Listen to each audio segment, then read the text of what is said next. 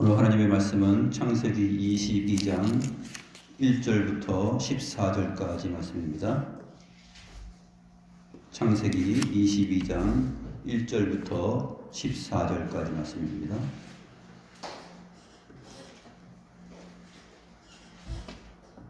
찾으신 줄 알고 제가 하나님의 말씀을 받들어 읽겠습니다.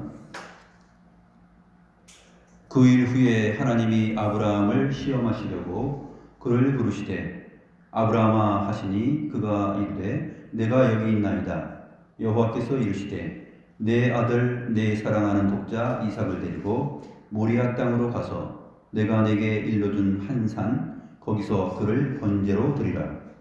아브라함이 아침에 일찍 일어나 나귀의 안장을 지우고 두 종과 그의 아들 이삭을 데리고 번제에 쓸 나무를 쪼개어 가지고 떠나 하나님이 자기에게 일러주신 곳으로 가더니 제3일에 아브라함이 눈을 들어 그곳을 멀리 바라본지라. 이에 아브라함이 종들에게 이르되 너희는 나귀와 함께 여기서 기다리라. 내가 아이와 함께 저기 가서 예배하고 우리가 너희에게로 돌아오리라 하고 아브라함이 이에 번제나무를 가져다가 그의 아들 이삭에게 지우고 자기는 불과 칼을 손에 들고 두 사람이 동행하더니 이삭이 그 아버지 아브라함에게 말하여 이르되 내 아버지여 하니 그가 이르되 내 아들아 내가 여기 있노라. 이삭이 이르되 불과 나무는 있거니와 번제할 어린 양은 어디 있나이까. 아브라함이 이르되 내 아들아 번제할 어린 양은 하나님이 자기를 위하여 친히 준비하시리라 하고 두 사람이 함께 나아가서 하나님이 그에게 일러주신 곳에 이른지라. 이에 아브라함이 그곳에 제단을 쌓고 나무를 벌려놓고 그의 아들 이삭을 결박하여 제단 나무 위에 놓고 손을 내밀어 칼을 잡고 그 아들을 잡으려 하니 여호와의 사자가 하늘에서부터 그를 불러 이르시되 아브라함아 아브라함아 하시는지라. 아브라함이 이르되 내가 여기 있나이다 하매 사자가 이르시되 그 아이에게 네 손을 대지 말라. 그에게 아무 일도 하지 말라. 내가 내 아들 내 독자까지도 내게 아끼지 아니하였으니 내가 이제야 내가 하나님을 경외하는 줄을 아노라. 아브라함이 눈을 들어 살펴본즉 한 순양이 뒤에 있는데 뿔이 수풀에 걸려 있는지라. 아브라함이 가서 그 순양을 가져다가 아들을 대신하여 번제로 드렸더라. 아브라함이 그 땅 이름을 여호와 이레라 하였으므로 오늘날까지 사람들이 이르기를 여호와의 산에서 준비되리라 하더라.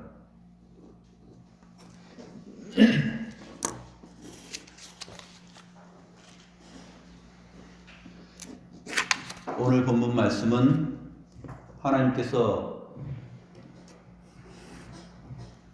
아브라함의 생애 가운데 한 30년 넘도록 인도하시고 아브라함의 믿음을 정말로 믿음의 최고의 경지인 절정에 도달시켜서 그 믿음의 가치를 설명해 주는 내용입니다. 하나님께서 자기 백성 한 사람에게 베푸는 또 선물로 주시는 그 믿음의 가치가 얼마나 높고 튼튼한지 또 얼마나 숭고한지 그것을 보여주는 내용이 오늘 본문입니다. 한번 살펴보겠습니다. 1절 말씀 보면 그 일 후에라고 시작이 됩니다. 그 일 후에는 무엇을 말합니까? 바로 앞에 21장에 있었던 내용입니다. 사라의 여종 하갈의 아들 이스마엘이 아브라함의 아들 이삭을 놀린 사건, 즉 갈라디아서 4장 29절에 의하면 어떻게 한 사건이죠? 박해한 사건입니다. 단순히 놀리고 웃고 조롱한 것이 아니라 갈라디아서 4장 29절에서는 육체를 따라서 난 자가 성령을 따라서 난 자를 박해하였다라고 정확하게 표현을 하고 있습니다. 그 부분을 지난주에 우리가 살펴보았었죠. 그래서 바로 그 일이 있은 후에입니다. 그 일이 있은 후에. 근데 오늘 본문 내용을 보게 되면 세월이 좀 많이 흐른 후입니다. 한 10년 정도, 10년 이상 흘렀을 것으로 보여집니다. 그 일 후에 이제 하나님께서 아브라함을 시험하시려고 그를 부르십니다. 여기서 하나님께서 시험하시려고 불렀다 그러는데 이 시험은 어떤 시험이냐면 마귀가 사람을 시험하여서 그의 영혼을 파멸시키는 그러한 시험을 말하는 것이 아니라 하나님께서 아브라함에게 시험하시는 건데 이 시험은 아브라함이 이제까지 살아온 모든 믿음의 삶의 여정을 최종적으로 확인시켜주는 하나님의 선물이 얼마나 위대하고 숭고하고 아름답고 튼튼한가 또 최고의 경지에 이른 그 믿음의 내용이란 어떤 것인가 하는 것을 모든 하나님의 백성들에게 알게 하고 믿게 하려는 그런 의미에서 하나님께서 아브라함이라는 한 사람을 시험하시는 거예요.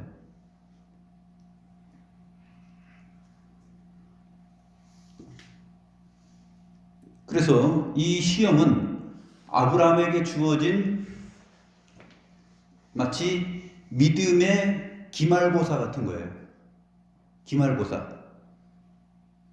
한 학기를 다 마치고 나서 마지막에 기말고사 시험을 보죠. 근데 그 시험을 통하여서 학생을 완전히 파멸시키고 막 죽음에 이르게 하고 괴롭히려는 그런 선생님이 누가 있겠습니까? 그 선생님들의 의도는 그게 아니죠. 학생들을 그 테스트를 통하여서 보다 더 견고하게 하려는 의미인데 하나님께서 아브라함을 시험하시는 것은 사실 이러한 예보다도 더 수준이 높은 그러한 의미의 시험입니다. 근데 이 기말고사 시험 문제는 여러 개를 내는 게 아니라 주관식으로 한 가지를 냅니다. 보면 내 아들 내 사랑하는 독자 이삭을 데리고 모리아 땅으로 가서 내가 내게 일러준 한 산 거기서 그를 번제로 드리라 라는 한 가지 내용이에요.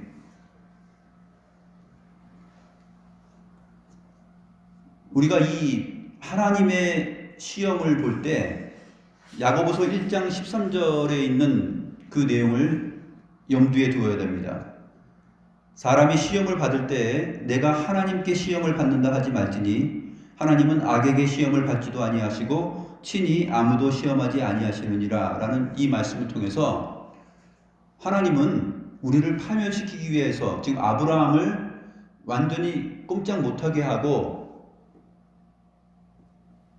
그에게 나쁜 결과를 초래하기 위하여서 시험하시는 것이 아니다 하는 것을 여기서 알 수 있습니다. 마치 자동차 운전면허를 취득할 때 운전면허장에서 며칠 동안 연습을 하지 않습니까? 또 그 지도하시는 분이 잘 지도해 주죠. 잘 지도해 준 다음에 또 떨어뜨리려고 지도하는 사람은 없습니다. 하나님께서 아브라함을 이제까지 갈대아 우르에서 부르시고 또 아브라함에게 언약을 주시고 30년 넘도록 지금 인도하신 후에 최종적으로 지금 이제 믿음의 시험을 주시는데 이 시험이 떨어뜨리기 위해서 믿음으로부터 떨어뜨리기 위해서 시험을 주는 것이 아니라 합격시키기 위해서 주는 시험이에요. 그래서 운전면허 주행을 치르는 도중에 여러 가지 연습들을 합니다. 핸들 조작하는 거, 그리고 좌우 깜빡이 켜는 거, 그 다음에 비상등을 누르는 거, 또 기어 변속하는 거, 그 다음에 사거리에서 우회전할 때 어떻게 합니까? 전면에 있는 신호의 변화를 보고, 그 다음에 그것이 바뀌었다 하더라도 사거리에서 우회전할 때는 우측에 돌아갈 때 횡단보도가 있고 신호가 또 있지 않습니까? 그 신호를 또 정확히 보고 파란불인데 들어가게 되면은 탈락이죠. 그러한 것들을 수없이 연습을 시키고 이렇게 하면 탈락이다 하는 것을 하나님께서 아브라함의 생애 속에서 그 믿음을 계속해서 수정시키고 고정시켜 주시고 지도하여 오셨습니다.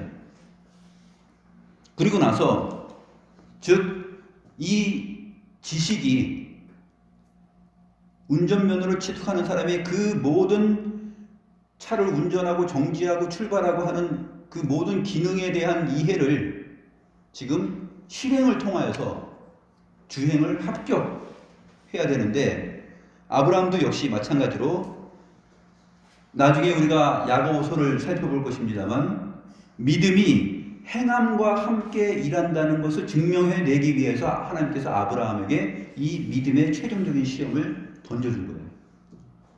믿음이 행함과 함께 일한다는 것. 그러니까 행함이 없는 믿음은 죽은 것이다라는 것을 알게 하시기 위해서 하나님께서 이 믿음의 기말고사를 지금 보는 것입니다.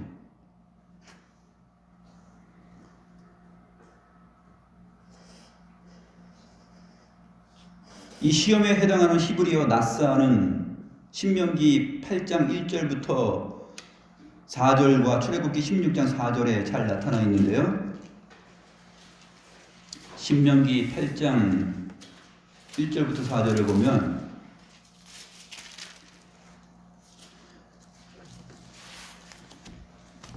하나님께서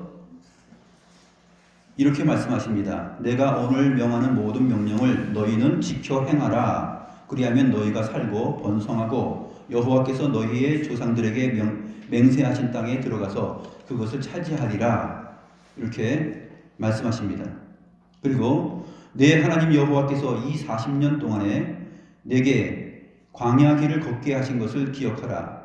이는 너를 낮추시고 너를 시험하사, 여기서 시험하사라는 이 나사가 사용되는데, 너를 낮추시며 너를 시험하사 내 마음이 어떠한지 그 명령을 지키는지 지키지 않는지 알려 하심이라. 이렇게 말씀을 하십니다. 그리고 나서 사람이 떡으로만 사는 것이 아니요 여호와의 입에서 나오는 모든 말씀으로 사는 줄을 네가 알게 하려 하심이니라 라고 말씀하셨습니다. 아브라함에게도 같은 의미에서, 같은 맥락에서 이 시험을 던져주신 것입니다. 그래서 이 시험은 정말 하나님께서 선물로 인생에게 주신, 아브라함에게 주신 그 믿음의 옷이 정말로 잘 맞는 옷인지, 정말 정확한 것인지, 그것이 딱 맞춤인지 하는 것을 확인하는 것이에요.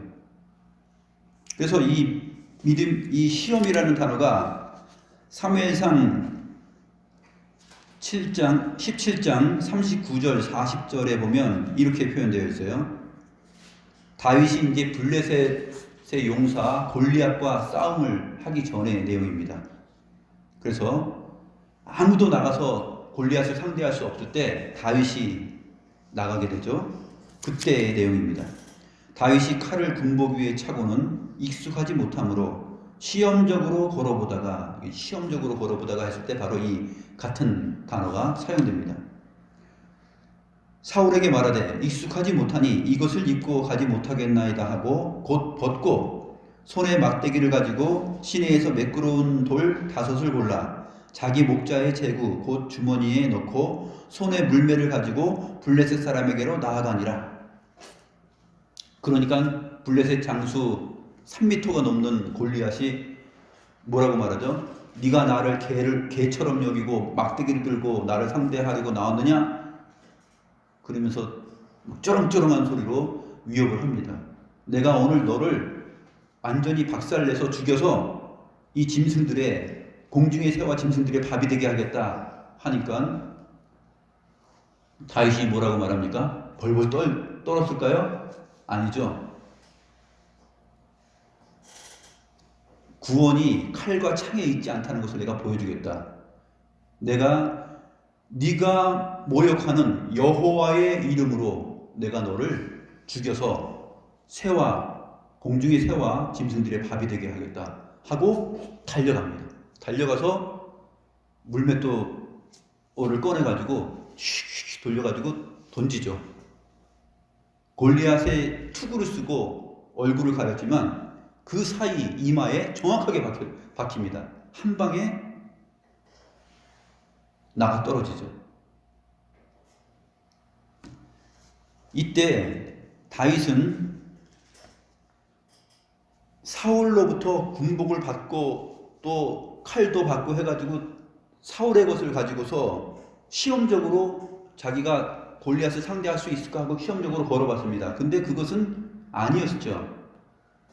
하나님께서 다윗을 이제까지 일상적인 삶에서 인도하여 왔을 때 사자가 나타났을 때도 양들을 지키기 위하여서 물맷돌을 통해서 다 무찔르고 또 사자의 입에서 양들을 구해냈다 하는 것을 얘기합니다.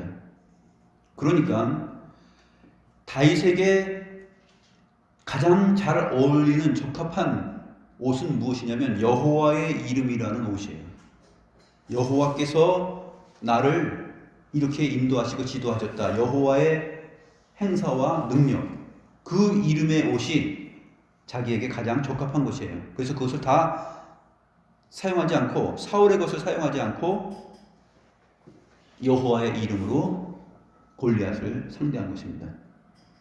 그때 시험적으로 걸어보다가 했을 때가 이 시험이에요. 그러니까 오늘 하나님께서 아브라함을 시험하신 것은 아브라함이 정말로 하나님께로부터 받은 믿음의 내용이 얼마나 숭고하고 얼마나 수준 높은 것인지 또 얼마나 완벽한지를 보여주는 것인데 하나님의 이름이라는 또 하나님께서 약속하신 하나님의 언약의 말씀이라는 그것을 붙들고 지금 이 시험을 치르는 것입니다. 그래서 아브라함은 이제 더 이상 창세기 12장부터 21장까지 있었던 자기가 행한 일들을 다 돌아보면서 이제는 그 수준에서 월등하게 높이 올라가서 다시는 하락하지 않고 내려가지 않는 그러한 견고한 믿음에 지금 서 있었음을 오늘 본문이 보여주는 것입니다.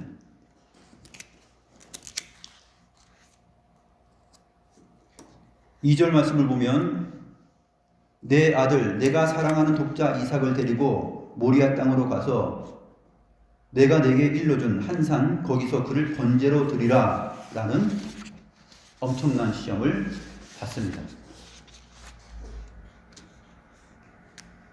그래서 오늘 본문 전체는 하나님께서 아브라함을 시험하시는데 그 시험의 성격은 정말로 믿음이 하나님께서 주시는 믿음이라는 것이 행함과 함께 일한다는 것을 바르게 보여주는 그러한 의미의 시험이라는 것을 전제하고 들어가는 것이에요. 그래서 1절에 하나님께서 아브라함을 시험하셨다라고 말하는 것이에요. 이 시험은 정말로 아브라함이 사랑하는 독자 이삭을 번제로 받기 위해서 낸 시험이 아니죠. 하나님에게는 그런 의도가 전혀 없습니다. 그런 의도가 전혀 없는 시험이에요.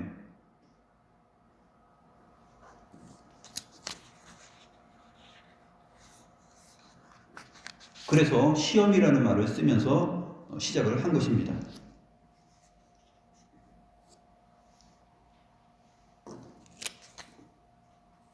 내가 사랑하는 내 아들 독자 이삭을 번제로 드리라.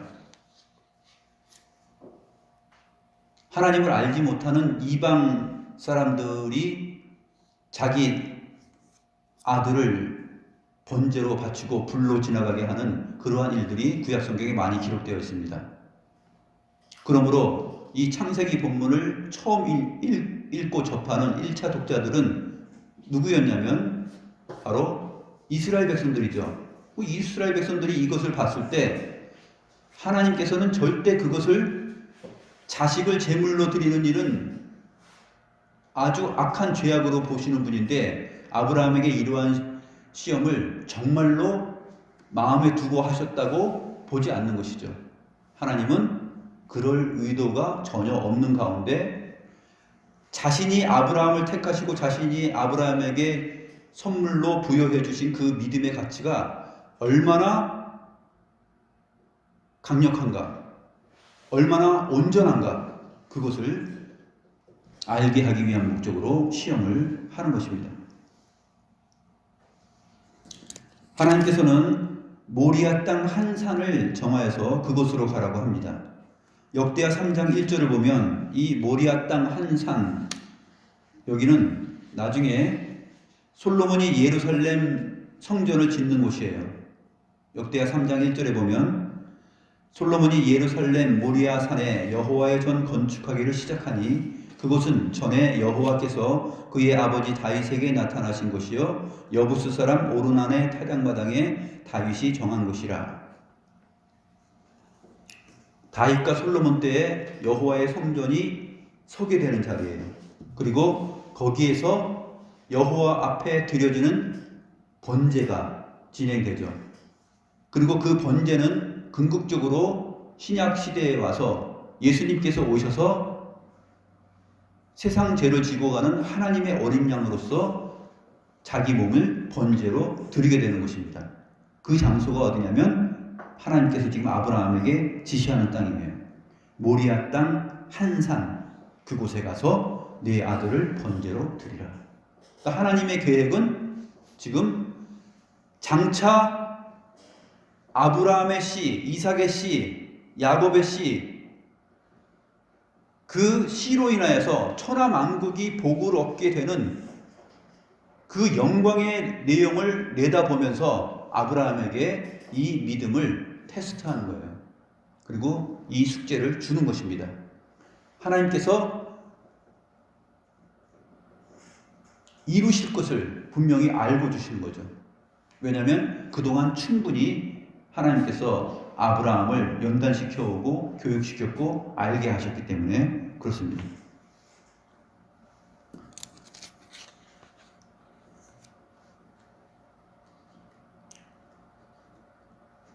그래서 3절 말씀을 보면 아브라함이 고민하지 않습니다. 아브라함이 아침 일찍 일어납니다. 아브라함이 아침에 일찍 일어나 나귀의 안장을 지우고 두 종과 그의 아들 이삭을 데리고 번제에 쓸 나무를 쪼개어 가지고 떠나 하나님이 자기에게 일러주신 곳으로 가더니, 이렇게 기록되어 있죠. 여기에 아브라함이 심리적으로 고민하고 갈등하는 그러한 내용이 전혀 없습니다. 이 전날 저녁에 하나님께서 말씀하셨어요. 내 사랑하는 아들, 내 독자 이삭을 내가 지시하는 산 그곳에 가서 번제로 드리라고 말씀하셨습니다. 인간적으로 생각하면 어떨 것 같아요? 우리 아버지들 다 생각해 보세요. 자기 자식 하나밖에 없는 자식인데, 근데 여기서 이제 독자라고 하는 것은 아브라함에게는 사실 이스마엘이라는 자식이 있었음에도 불구하고 이삭을 가리켜서 독자라고 말합니다. 왜 그렇습니까? 이삭은 육체를 따라서 난 자이고 성령을 따라서 난 자는 이삭밖에 없기 때문에 이삭을 하나님께서 네 독자 이삭이라는 말을 하는 거예요. 물리적으로는 두 사람이죠. 그러나 실질적으로는 독자입니다.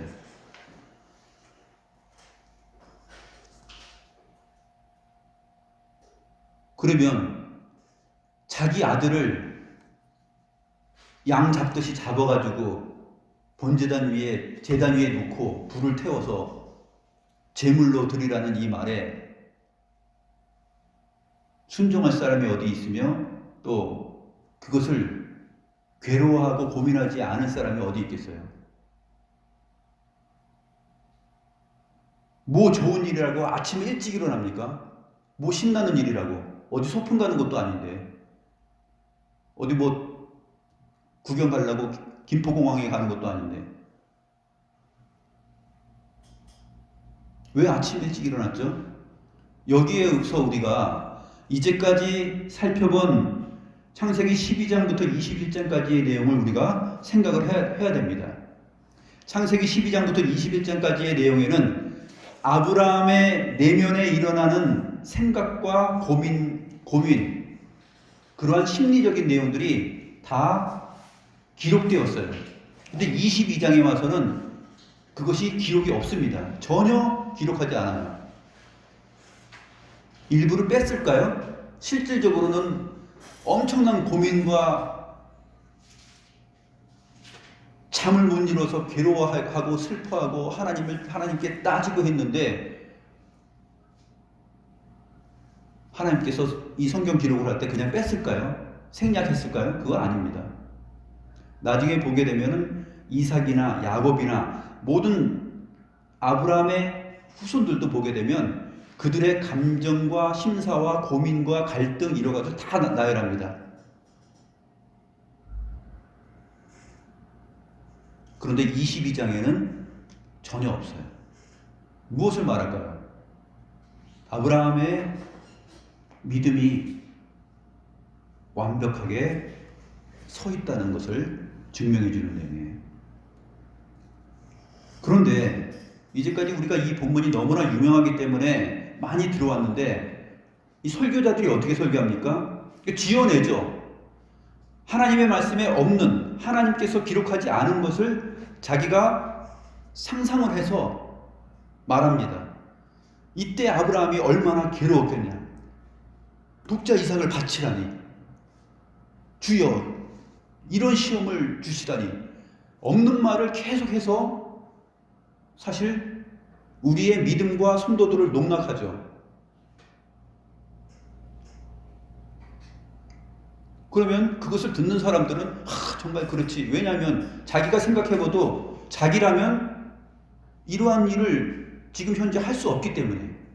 자기의 상태를 보니까 아브라함의 상태도 나랑 똑같았을 거야 하면서 계속 그렇게 심리적인 접근, 또 주관적인 접근, 이러한 것들을 하는 것입니다.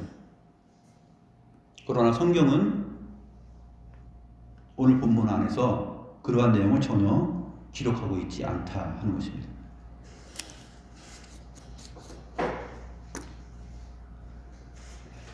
아브라함은 일찍 일어났고 나귀의 안장을 지우고 두 종과 함께 그의 아들 이삭을 데리고 번제에 쓸 나무를 쪼개고, 그리고 하나님께서 자기에게 일러주신 곳으로 떠납니다.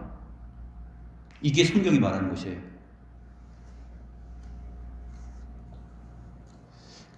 아브라함이 제정신이 아닌가? 이런 아버지는 제정신이 아닐 거야 라고 생각하지만, 이게 하나님께서 주신 믿음을 가진, 그 믿음을 소유한 아브라함의 제정신이에요. 아브라함은 그 이전까지 21장까지는 제정신으로 살았어요, 안 살았어요? 제정신으로 못 살았죠.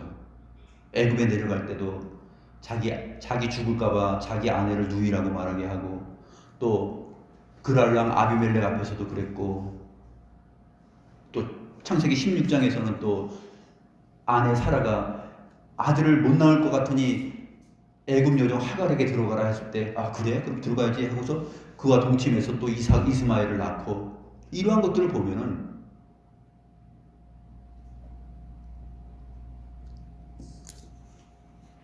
아브라함의 지금 현재의 상황과 전혀 맞지 않는 것이죠.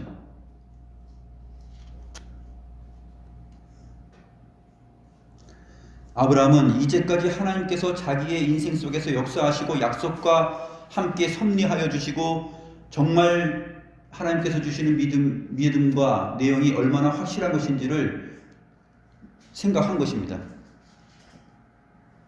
그래서 하나님께서 애굽에 내려갔을 때 사라를 구원하시고 애굽에 큰 재앙을 내리신 것을 기억했고요.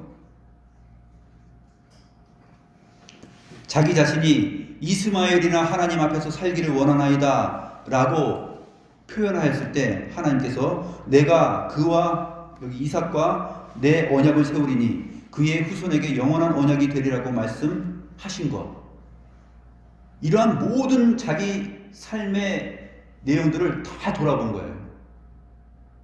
내가 얼마나 못나게 살았는가. 그러나 하나님은 변치 않고 우리를 보호하시고 지키시고 결국 약속하신 그날, 그날에 찾아오셔서 100세 때 아들을 주셨다는 것이죠. 창세기 17장 21절에서도 내 언약은 내가 명년 이 시기에 사라가 내게 낳을 이삭과 세우리라. 그래서 하나님께서는 하나님의 그 신실한 언약을 네 아들 이삭과 세울 것이다 라고 말씀하셨어요. 그러니까 그것을 믿는 거죠. 이삭과 세우리라 하셨기 때문에 그 하나님의 말씀은 취소될 수 없고 바뀔 수 없는 내용이다 하는 것을 아브라함은 이제 확실하게 믿은 것입니다.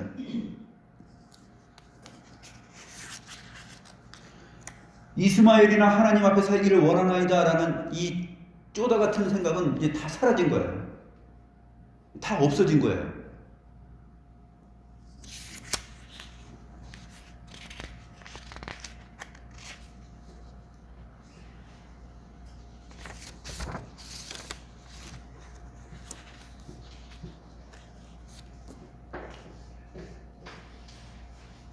그리고 앞장에서 아브라함은 어떠한 일이 있었습니까?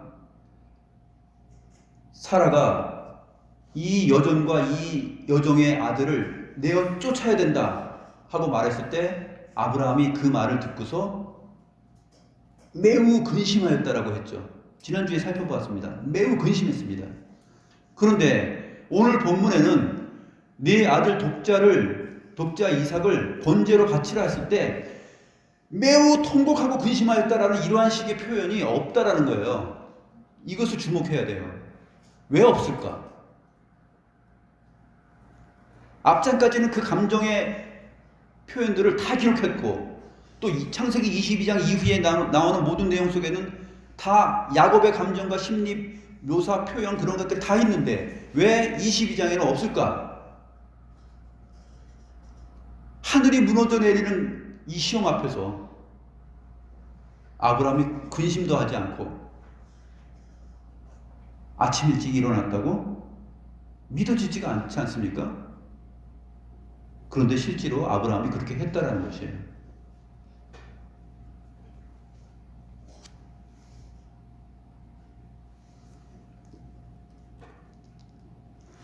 창세기 21장 앞의 내용 21장 12절을 보면 내 아이나 내 여종으로 말미암아 근심하지 말고 사라가 내게 이른 말을 다 들으라. 이삭에게서 나는 자라야 내 씨라 부를 것임이라 라는 말이 있었죠. 이삭에게서 나는 자라야 내 씨야. 그 얘기는 뭡니까? 이삭은 절대로 죽지 않고 보호하고 이삭은 장차 또 씨를 낳을 것이다. 또 그 씨가 나중에 가게 되면은 야곱에게도 똑같은 언약의 말씀을 하셔서 그 내 씨로 말미암아 천하 만국이 복을 받을 것이다 라는 말이 계속 나와요. 갈라디아서 3장 16절에서는 그래서 이 씨는 여럿을 가리켜 말한 것이 아니라 장차 있을 그리스도를 가리켜 말한 것이다 라고 분명하게 해석을 해주죠. 이 하나님의 언약, 네 아들 이삭에게서 나는 자라야 내 씨라 부를 것이다 라는 이 언약의 말씀은 변치 않는 구속사의 핵심이에요. 그리스도를 가리켜 말한 것이기 때문에 하나님의 백성 전체를 다 구원하는 그 구원의 메시지가 그 언약의 내용이 거기에 담겨 있기 때문에 그래서 요한복음 8장에서 예수님이 말씀하시는 것이에요. 아브라함이 나의 때 볼 것을 보고 기뻐하였다라는 말을 하는 것입니다.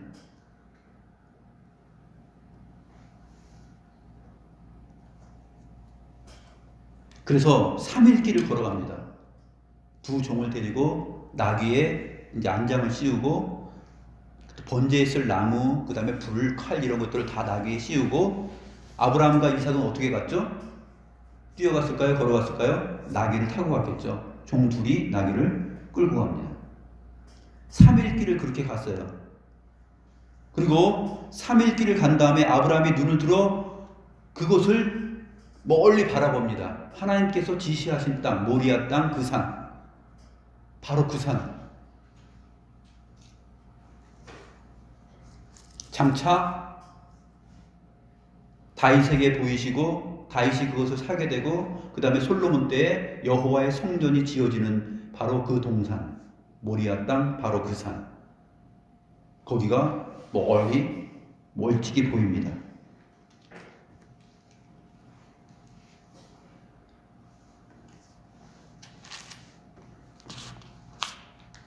그래서 4절 말씀을 보면 종들을 나귀와 함께 기다리게 하고, 종들에게 너희들은 나귀와 함께 여기서 기다리고 있어라 그렇게 말을 하고, 이삭에게 번제할 나무를 지우게 하고 아브라함은 불과 칼을 손에 들고 합니다.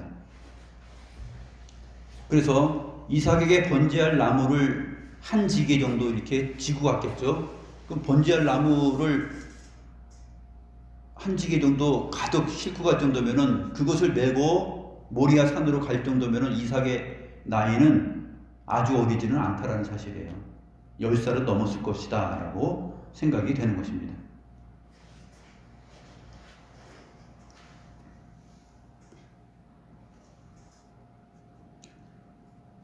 종들을 남겨두고 종들에게 말합니다. 5절 말씀이죠. 다 같이 5절 말씀 보시면, 여기서 기다리라.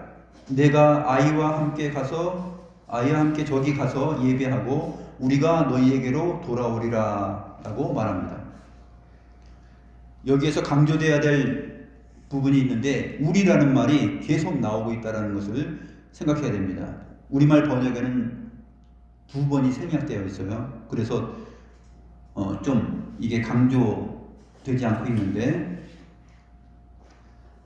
5절 후반절을 직역하면 이렇게 되어 있습니다. 나와 이 아이, 우리가 저기 가서 우리가 예배하고 우리가 너희에게로 돌아올 것이다 이렇게 되어 있어요. 나와 이 아이, 우리가 저기 가서 우리가 예배하고 우리가 너희에게 돌아올 것이다. 우리가 확신에 찬 거죠. 하나님께서 아브라함에게 이삭을 번제로 드리라고 했지만, 아브라함은 이 이삭에게서 나는 자라야 내 씨라 부를 것이다 라는 이 언약의 말씀을 완전히 믿고 있는 거예요. 하나님은 정말로 신실하신 분, 이 말씀을 전혀 취소되게 또 변경시키지 않으실 분. 왜냐하면 이제까지 자기의 삶에서 다 배우고 학습을 했거든요. 이제는 그 믿음의 경지에 선 것입니다. 그래서 그렇게 말을 하는 것이죠. 나와 이 아이, 우리가 저기 가서 우리가 예배하고 우리가 너희에게로 돌아올 것이다.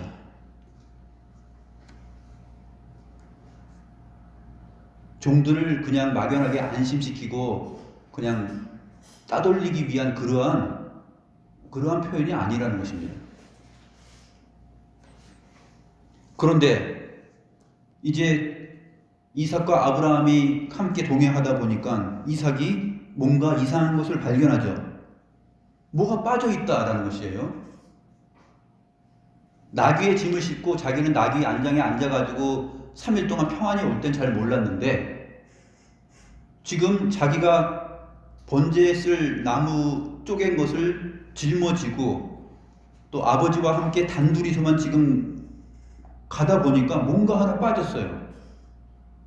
그리고 아버지를 부르죠.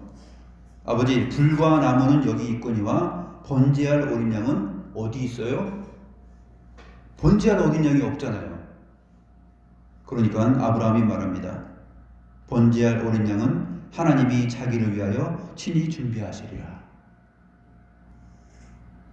여기에도 우리의 인간적인 생각이 나오면 안 돼요. 자기 자신 이삭의 말, 불과 나무는 있거니와 번제할 어린 양은 어디 있어요? 그 번제할 어린 양이 바로 너란다 라고 말하고 싶었을 때 아브라함이 얼마나 가슴이 찢어지고 아팠을까? 이따위 말은 생각하지 말라는 것이에요. 왜요? 이스마엘을 내어 쫓는 일로 인하여서 매우 근심했다라면 지금은 어떠한 근심을 해야 돼요? 정말로 매우 큰 근심이 있어야 되겠죠. 이 질문 앞에. 말도 못하겠죠. 입을 열어서. 근데 그러한 상황이 아니라는 것이에요. 하나님께서 기록하신 계시의 기록의 목적과 의도와 내용을 생각하지 않고 인간적인 수준과 감정과 심리학적 접근을 해서 이랬을 것이다, 얼마나 괴로웠을 거야 하면서 말씀을 전하는 자와 성도들이 서로 공감을 하거나 하는 그러한 내용을 하지 말라는 것입니다. 굉장히 위험한 것이죠. 오늘 본문은 그것을 전혀 말하고 있지 않아요. 이것이 나중에 신약 성경의 해석 앞에서 다 드러납니다. 아브라함은 말합니다. 번제할 어린 양은 하나님이 자기를 위하여 친히 준비하시리라.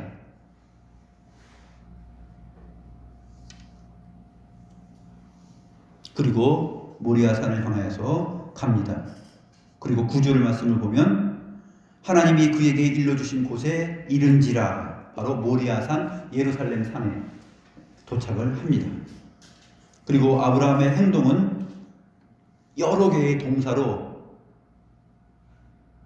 머뭇거리지 않고 일사천리로 진행했음을 보여줍니다. 아브라함이 그곳에 제단을 쌓고 나무를 벌려놓고 그의 아들 이삭을 결박하여 제단 나무 위에 놓고 손을 내밀어 칼을 잡고 그 아들을 잡으려 하니, 여기서 손을 내밀어 칼을 잡고 하고 그 아들을 잡으려 하니하고는 이 손으로 잡는다는 뜻이 아니에요. 그 아들을 죽이려고 하네요. 죽이려고 하니라고 정확하게 번역을 했어야 좀 헷갈리지 않죠. 손을 내밀어 칼을 잡고 그 아들을 죽이려 하니, 정확하게는 이렇게 되어 있어요. 그의 아들을 죽이려고 손을 내밀어 칼을 잡았다, 이렇게 되어 있어요.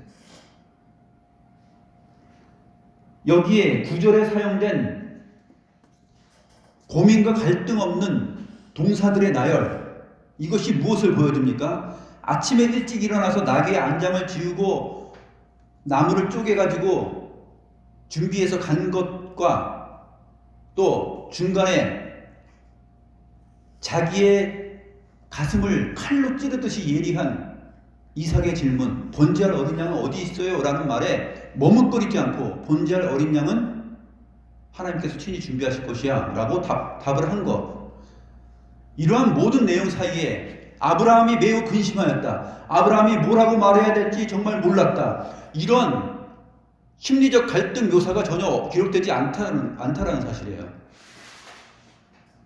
이게 믿어지십니까?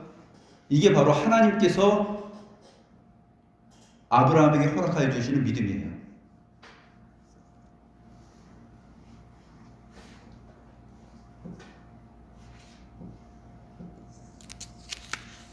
그리고 이삭을 죽이려고 할 때 여호와의 사자가 나타나서 아브라함아 아브라함아 말하면서 그 아이에게 손을 대지 말라, 그에게 아무 일도 하지 말라, 내가 내 아들 독자까지도 내게 아끼지 아니하였으니 이제야 내가 하나님을 경외하는 줄 아노라. 여기에 계시적 언어 유희가 있죠. 하나님께서 자기 하나밖에 없는 아들 독생자 예수 그리스도를 아끼지 아니하고 바로 모리아 땅 그 산 예루살렘에서 십자가에 달려 죽게 하시는 그 하나님의 크신 확신과 믿음을 보게 됩니다. 왜 그렇습니까? 그 하나님의 아들 독생자 예수는 십자가에 달려서 죽을 것이지만 3일 만에 부활할 것이기 때문에 죽어도 죽지 않고 부활할 것이라는 것이죠. 그래서 신약 성경에 가게 되면 히브리서에서 그렇게 말을 하죠. 로마서와 히브리서에 가면 아브라함이 어떠한 믿음을 가졌느냐, 이 독자 이삭을 죽여도 하나님께서 살리실 것을 생각했다라고 그 말씀을 하고 있어요.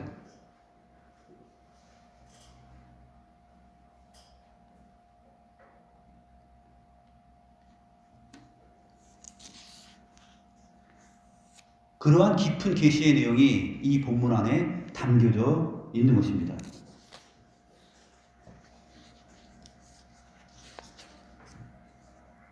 그리고 나서 아브라함이 눈을 들어 살펴본즉 한 순양이 뒤에 있는데 뿔이 수풀에 걸려 있는지라. 아브라함이 가서 그 순양을 가져다가 아들을 대신하여 번제로 드렸더라. 아들을 대신하여 번제로 드렸더라. 즉 이삭을 대신하여서 번제로 드린 이 양, 번제할 어린 양, 이 순양 어디 있어요? 라고 했는데 하나님께서 친히 준비하셨고 이 모리아 산에서 앞으로 2000년이 지난 후에 메시아가 오시면 그 그리스도가 바로 이 산에서 이삭을 대신하여서 번제할 어린 양이 되어서 죽으신 것처럼 모든 믿는 자들, 아브라함의 자손들인 우리를 위하여서 대신해서 죽을 것이다, 번제로 드려질 것이다 하는 것을 여기서 2000년 전에 이미 보여주는 것입니다. 그래서 세례 요한은 예수님께서 자기에게 세례 받으시러 나오시는 것을 보고 뭐라고 말하냐면 요한복음 1장 29절에서 보라 세상 죄를 지고 가는 하나님의 어린 양이로다. 번제할 어린 양이로다 라는 말이죠. 요한계시록 5장 6절을 보게 되면 사도 요한이 말합니다. 내가 또 보니 네 생물과 장로들 사이에 한 어린 양이 서 있는데 일찍이 죽임을 당한 것 같더라. 이 어린 양의 죽음과 구속의 내용이 이렇게 신약성경에서 드러나고 있는 것입니다.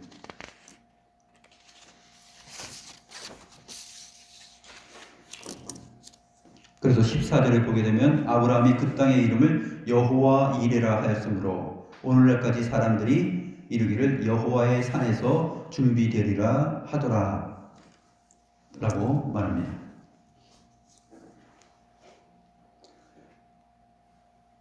정말로 아브라함은 마음에 감정도 없는 사람인가? 인간이 아닌가? 로봇인가? 어떻게 자기 독자 이삭을 양 잡듯이 잡아서 번제로 드리라는 말에 칼을 들어서 죽이려 했을까? 도대체 이 사람의 심장은 얼마나 강심장인가? 그것을 말해주는 것이 아니죠. 이제 우리가 신약 성경 몇 군데의 친구들을 보면서 오늘 본문의 내용을 좀 더 확인하겠습니다. 히브리서 11장 17절부터 19절 말씀을 보면 아브라함은 시험을 받을 때에 믿음으로 이삭을 드렸으니, 자, 아브라함은 시험을 받을 때에 갈등과 번민과 고민으로 이삭을 드리려고 했더니 이게 아니에요. 아브라함이 믿음으로 이삭을 드렸다 이렇게 말하고 있습니다. 그는 약속들을 받은 자로 돼 그 외아들을 드렸느니라. 하나님으로부터 언약의 말씀과 약속들을 쭉 받았어요. 그래서 그 독자 이삭을 사랑하는 아들을 믿음으로 드린 것입니다. 애당초 하나님은 사람을 인신제사로 번제로 받으실 의향이 전혀 없었던 그러한 시험을 의도하셨기에 그 시험을 출제한 출제자의 의도가 오늘 본문에 그렇게 나타나 있는 것이에요. 그리고 성경 전체에서 그 출제자이신 하나님의 테스트, 그 시험의 의도는 무엇이냐? 그것을 성경이 말을 해주는 것입니다. 그에게 이미 말씀하시기를 내 자손으로 칭할 자는 이삭으로 말미암으리라 하셨으니 그가 하나님이 능히 이삭을 죽은 자 가운데서 다시 살리실 줄로 생각한지라. 내가 이 아들을 죽여도 하나님은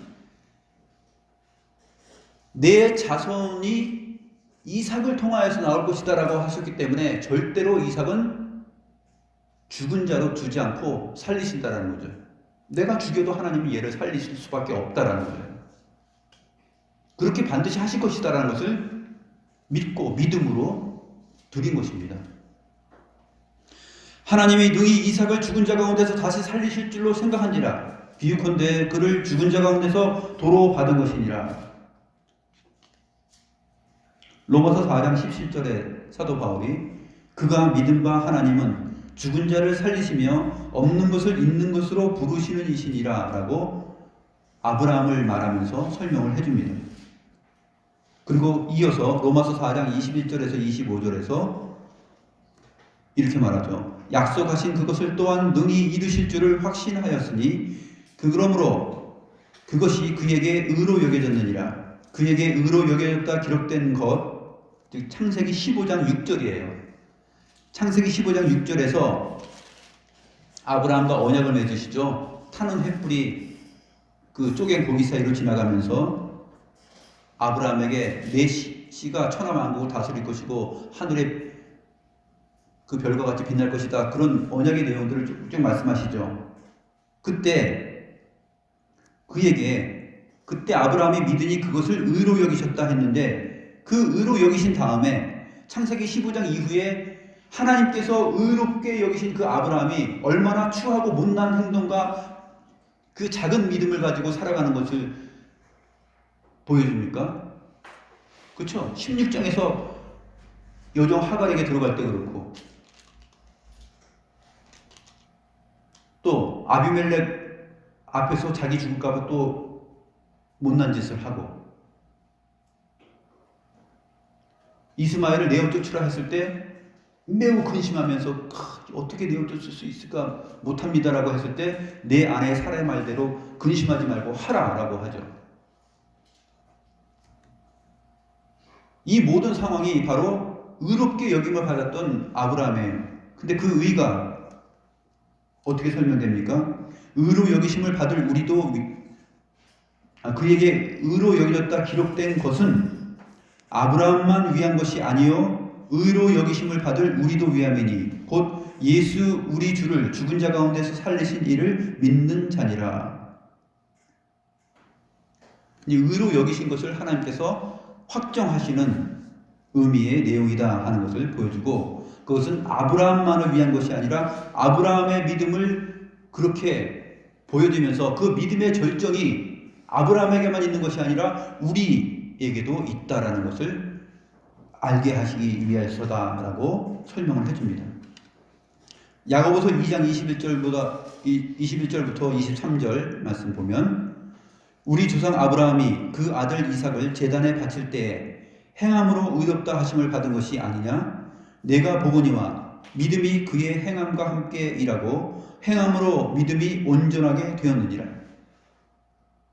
하나님께서 주신 믿음이라는 것은 행함과 함께 일을 하게 되어 있고 행함으로 인하여서 그 믿음이 온전하게 됩니다. 그래서 아브라함에게 주신 그 하나님의 믿음이 아브라함의 그 행함을 통해서 온전하게 되는 것이에요. 이것이 바로 하나님께서 자기 백성에게 주시는 믿음의 성격이라는 것이에요.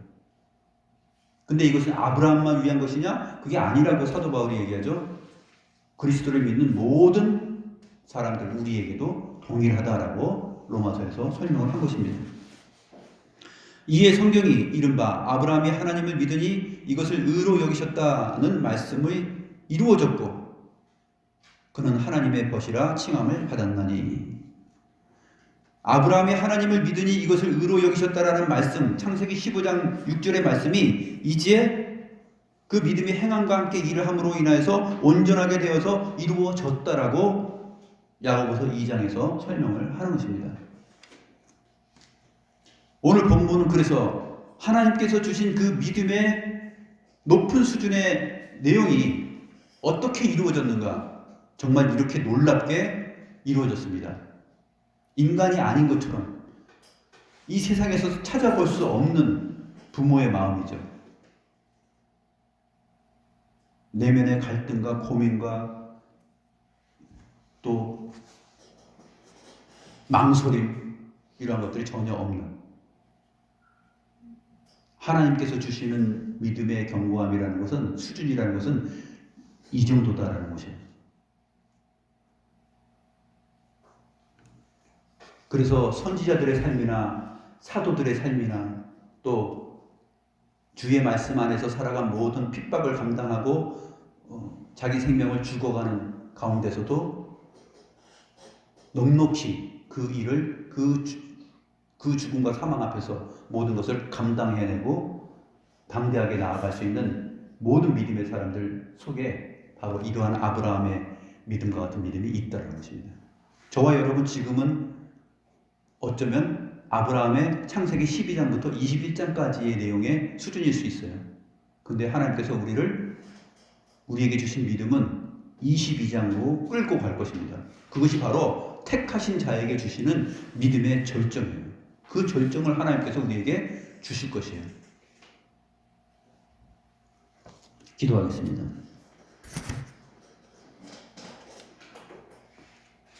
하나님 아버지 감사합니다. 저희를 아브라함과 같이 믿음의 사람으로 택하시고 우리의 믿음의 근원이 하나님 아버지께 있다는 것을 가르쳐 주셨나이다. 아브라함을 향한 하나님의 크신 능력과 은혜가 아브라함으로 하여금 하나님을 향한 아브라함의 믿음을 최고의 경지인 절정에 이르게 하였음을 보게 하였습니다. 이 일은 아브라함만 위함이 아니요 우리들을 위한 일이라고 사도 바울을 통해 가르쳐 주셨습니다. 우리뿐 아니라 모든 시대에 그리스도를 믿는 모든 사람들에게 선물로 주시는 믿음은 이렇게 행함과 함께 일하는 참된 믿음으로서 세상이 감히 흉내낼 수도 없는 높은 경지인 것을 알게 하여 주시니 감사드리옵나이다. 우리 역시 우리의 삶 속에서 아브라함의 연약함을 그대로 답습하며 인간적인 수준의 근심을 하고 살아가고 있지만 하나님께서 우리에게 주신 믿음은 아브라함이 나타낸 절정의 믿음과 다르지 않다는 것을 믿으며 바라봅니다. 하나님은 악에게 시험을 받지도 않으시고 아무도 시험하지 않으심을 또한 믿습니다. 하나님의 시험은 우리의 믿음을 검증하는 선하고 의로운 시험이며 그 시험을 통해 하나님이 주신 믿음의 최고의 경지는 바로 하나님께 영광을 돌리게 된다는 사실을 믿습니다. 이삭을 죽인다 하여도 하나님께서 다시 살리실 것을 믿는 아브라함의 믿음을 우리에게도 이미 주셨고 그것을 온전하게 이루어 가실 것을 바라고 믿으며 감사함을 드리옵나이다. 우리의 믿음의 주여 온전케 하시는 분이신 살아계신 예수 그리스도의 이름으로 기도드리옵나이다.